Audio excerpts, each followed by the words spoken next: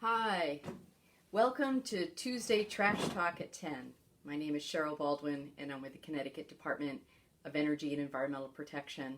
And I also run the What's In, What's Out program for the Recycle CT Foundation. Today I'm talking about junk mail. If you have a topic of interest, by all means put it in the comments section and I'll research it and we'll get to it in the future. But today, junk mail. So why do we call it junk mail? Well, it's because it's mail that we don't want. It's unsolicited. We didn't ask for it. Sometimes we end up liking it. Sometimes it just annoys the heck out of us. So what can we do about it? We can do two things. We can try to reduce the amount of mail that we get, as well as recycle what we do. So first, let's talk about waste reduction. How can we reduce the amount of junk mail that we get? Well, there's a group called the Direct Marketing Association. And the Direct Marketing Association has a webpage, www.dmachoice.org. And that webpage will help you reduce your junk mail, specifically by getting rid of direct mail. There is a $2 processing fee, and it's good for 10 years. That's not too bad. So other things that you might do is maybe you support a charity and they give you too much mail. Reach out to them directly. Say, you know what, I want your newsletter, I want this, but I don't want so much mail. That's also another way of reducing. So now that we've reduced it, what about all the things we can recycle? What can we recycle that comes in the mail? Actually, quite a bit. We have circulars that come in the mail. All of this is newsprint, even the glossy inserts, all acceptable in the blue bin. We get newsletters, sometimes out of newsprint, but sometimes they're glossy, or sometimes it's just regular paper. All of this is acceptable in the blue bin. Magazines. If we get magazines, by all means, after you've read them, they can go right in your recycling bin. And what about envelopes? I get a lot of questions about those pesky little windows. So windows inside envelopes are fine.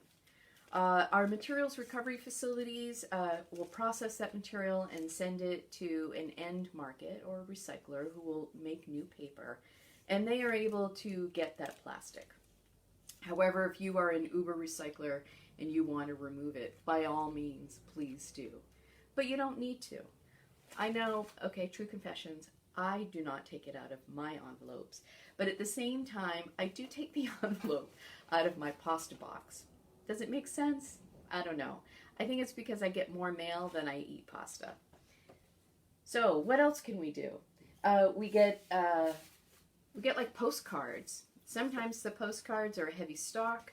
Sometimes they're lighter. They're advertisements. If you don't want the advertisements, try to get rid of them and reduce them.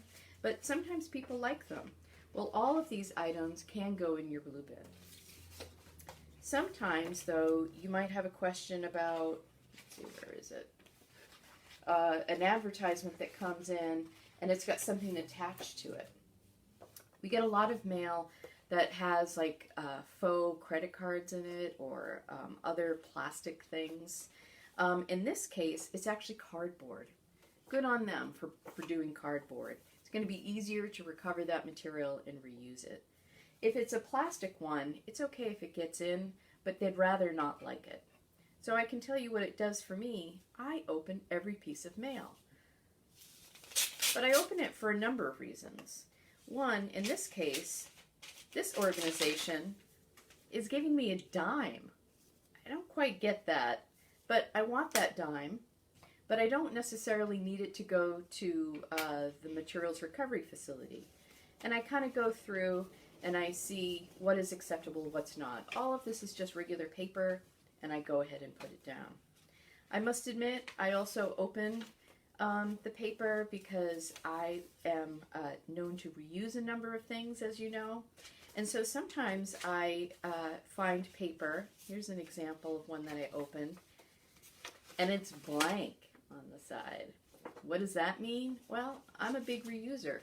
So I actually I rip up all the paper so it can be scrap paper. Maybe you don't need scrap paper. Maybe you don't want scrap paper. If that's the case, it can all go in the recycling bin. So what else? Sometimes we get inserts that with our bills, and all of this is acceptable, regardless of the color or if it's glossy. All acceptable can go in. And again, like the credit cards, sometimes organizations give us free things, such as return stickers. The return stickers, if possible, should not go in the blue bin. They should really get pulled out and put in the trash. They're problematic. And so that's one of the reasons I open up all my mail. Sometimes you get free stuff and you want it. That's great. And if not, depending on what it is, it could probably go in your blue bin. This is an example. It's all paper, and so that can go right into the blue bin. Shredding.